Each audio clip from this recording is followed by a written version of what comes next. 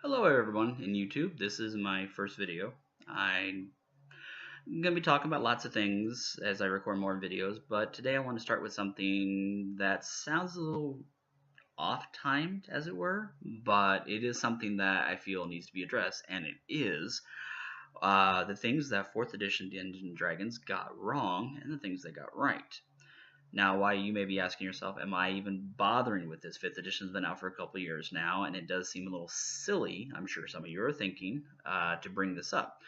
Well, as time goes on, people look back on 4th edition, and a lot of people have been bashing it. I've been seeing it as like, oh my gods, I'm so happy we have a real Dungeons and Dragons back, things of that nature. And I'll admit, 4th edition did get some things wrong, but it also got some things right. And I think that it's only fair that we talk about both of those things. We'll start with the ones that it got wrong. The biggest one is the skill choices, and that was the most players had the hugest complaint with that. They felt like they were being forced to play a video game, as it were. A lot of jokes were a tabletop MMO, as it were. I can understand why Wizards of the Coast did what they did with the skill set, because it was much quicker, it was much easier to get into. Instead of players having to make a choice every level, like, okay, where are they going to put their skill points? Do they need to pick up a new skill? Things of that nature. It was fairly simple. You just, every other level, you got a +1 in your skill. Sounds simple. However, the problem was they didn't account for players loving the small skills that they did get rid of, such as crafting, profession, things of that nature. And that is what resulted in it being not so unfairly labeled as a tabletop tabletop MMO. Players like having skill choices. Players like not everything revolving around combat. It's only fair. So, D&D 4th edition did earn that black mark against it. Another thing it earned against it was they introduced swift actions in 4th edition, and it was actually fairly nice. There was a lot of classes that had swift actions, and they could be busy all the time. Unfortunately, there was lots of classes that did not have any swift action choices available, which meant that if a player was, for an example, stuck somewhere, they were under difficult terrain, they couldn't get to a target, they didn't have any range capabilities, and so they couldn't make a standard action, and then it's like, well, what do you want to do? I can't do anything. And that led to a lot of player frustration, at least with my players, and I can understand that. It makes sense. It's like you want to have options. 4th edition did kind of take that away. But we'll talk about some of the things they got right. One of the huge things they got right was class balancing.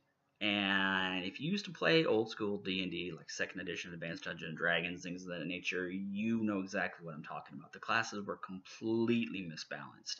If you played a wizard, even in 3rd edition, 3.5, you only had a couple spells, and that was it. Eventually, as you got on in level, you got more spells, but when those first few levels, not only did you have low hit points, but you had no spells. You couldn't go out into combat because if somebody hit you, you could probably die. So it led to a lot of player frustration. That's why the fighters would step in. The fighters like, oh, I got this. Don't worry about it. I'll take care of you. I'm armored. I got your back. Well, then, as you go on later levels, it flips. Suddenly the wizard's like, don't worry about this. I got this. I'm going to go ahead and just fling a whole bunch of fireballs in the room, lightning bolt, cloud killer, fog cloud, blah, blah, blah. And then the fighter's like, okay, is it my turn yet? And the wizard's like, no, it's cool. You just carry my stuff. That's what you're good for now. Again, not fair. 4th edition actually did that right. Not only did each player, each class have more hit points, which led to them living longer, they balanced the health system. So in between more access to healing abilities and things of that nature, players could live longer, and if they live longer, they could have more encounters, and of course, as you know, more encounters means players are having more fun, usually. So, they got that part right. They actually got it where every class was balanced, every class was fair. It's like if you were a fighter, another example from earlier, if you were a fighter, you swung a sword. Well, by the time you got to later levels, you were just still swinging a sword, or an axe, whatever, and you didn't have much options. And the wizard had all these spells, cleric had all these spells, druid had all these spells. Your poor fighter, who was so integral in the beginning of your guys' adventuring careers, Suddenly, it's relegated to basically the walking backpack. Not very fair. 4th edition actually took that away, and they made it where every player got balanced. Now, having said that, we can talk about something else that 4th edition got wrong. Too many abilities. And I know you may be saying, that doesn't sound like a bad thing. It's not at first. When you first start off, you had access to 2 at-wills, an encounter, and a daily. And by the time you hit 2nd level, you got a utility. You may have racial abilities that you can use once an encounter, but you were never out of things to do, but you weren't forced to go through a whole bunch of power cards to try to see which one was more appropriate. By the time you got to higher levels, it was pretty bad. On average, a combat encounter lasts about 5 to 6 rounds. So if you've got more than 8 or so abilities to look through every encounter, that gets a little ridiculous. That gets to the point where it's too much. And most of my players felt the same way. I cannot count the number of times I'm like, okay, so and so died that you were going to attack. What do you want to do now? And then watch the players, and they just flip through the cards. They're like, again, slows down combat.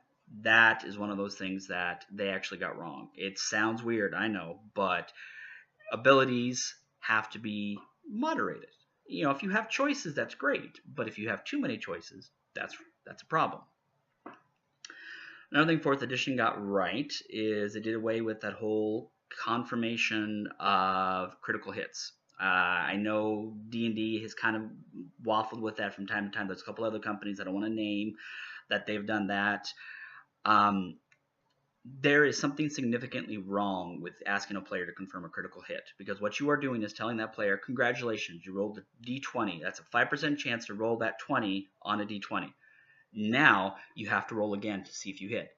If the player had to hit on a 19 or 20 and they rolled that 20, that should be a cause for celebration. No, instead you're telling them, hey, it may not be that big a deal. You know, you'll have to roll again to see.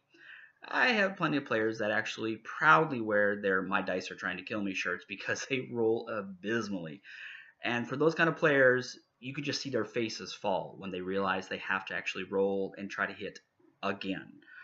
Again, not a very fair thing. It's something that I've always done away with in my personal campaigns because I didn't think it was realistic. It's like, okay, if you rolled a 20, you rolled a 20. I know the companies that do it, they try to say, well, we're just trying to make it where critical hits are very special. By its very nature, a critical hit is already very special. If you roll a 20, that's very special. 5% chance, remember. So you really don't have to do anything else to make it extra special. If you wanted to make it where, let's say, it triggered off an ability where suddenly it did 4 times damage if they confirmed a critical hit, I got no problem with that. But most of them, it's just strictly you don't get the critical hit until you confirm it. Not fair. Should not be that way. It should be, boom, you rolled a 20, you're done. So that's about it for today. Like I said, it's first video. I'm going to be talking about lots of geeky stuff. I don't know how often I'll be uploading stuff. It's just whenever it strikes my mind and whenever I don't have any other pressing obligations, you know, kids, work, school, things of that nature. Go ahead and leave a comment below. Tell me if you liked it. I hope you did. And I will see you all real soon.